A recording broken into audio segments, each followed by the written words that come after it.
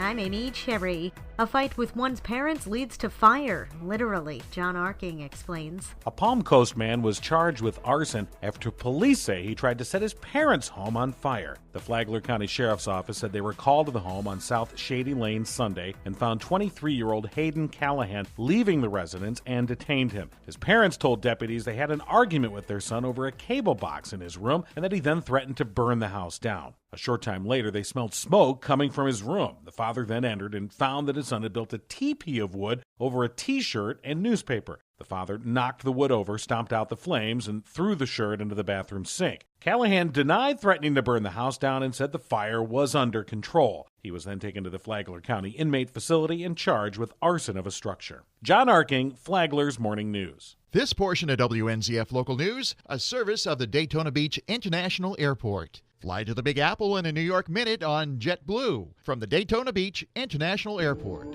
Some streets remain underwater after more than 13 inches of rain fell in some parts of Flagler County over the weekend. The Intracoastal Waterway came spilling over its banks, sending 6 inches of water into Palm Coast and Flagler Beach, threatening homes that just dealt with flooding from Hurricane Irma. Bunnell got about 8 inches of rain. North and West Palm Coast hit the rain jackpot, coming in at more than 13 inches.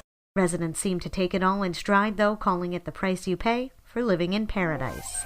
2 people are arrested following an early morning drug raid, Ben Smith reports. Flagler County Sheriff's deputies descended on a Palm Coast home early Monday morning. Sheriff Rick Staley says they found a variety of contraband. We confiscated cocaine, marijuana, Molly-type pills, along with an AK-47 and another shotgun. Ammunition and drug paraphernalia were also recovered from the scene. The bust comes on the heels of another roundup last week. On Friday, with ATF and other agencies on drug dealers with firearms. Of the 10 people secured at Monday's raid on Rial Lane, 35-year-old Sean Crawford and 27-year-old Diagam Youssef Khawaja were formally arrested and, at latest check, are still being held on bond. For Flagler's Morning News, I'm Ben Smith. New medical marijuana dispensaries could be coming to some of Palm Coast's busiest corridors. Tonight, City Council is expected to vote on an ordinance that would change the zoning so that Old Kings Road, State Road 100, and US 1 could accommodate the new industry.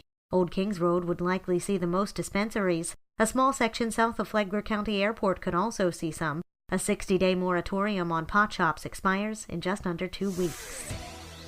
Flagler County Historical Society archivist and curator Cisco Dean is responsible for cataloging and preserving a lot of Flagler County historical memorabilia. His work is on display at the Holden House located across from the old courthouse in Bunnell. Preserving Flagler County's history is very important, which is why Cisco Dean was honored with the Good Citizenship Award from the Sons of the American Revolution Flagler chapter. This is David Kelsey, Awards Chairman for the Sons of the Revolution, and he tells us there's a lot of history behind this award. The Sons of the American Revolution has an award, the Bronze Good Citizenship Medal. It was actually authorized in 1895 by our national organization, and the medal is awarded for people who have performed outstanding acts of distinction that are of value to the local community. Great job by Cisco Dean keeping Flagler County's history alive. Rich Carroll, WNZF Local News.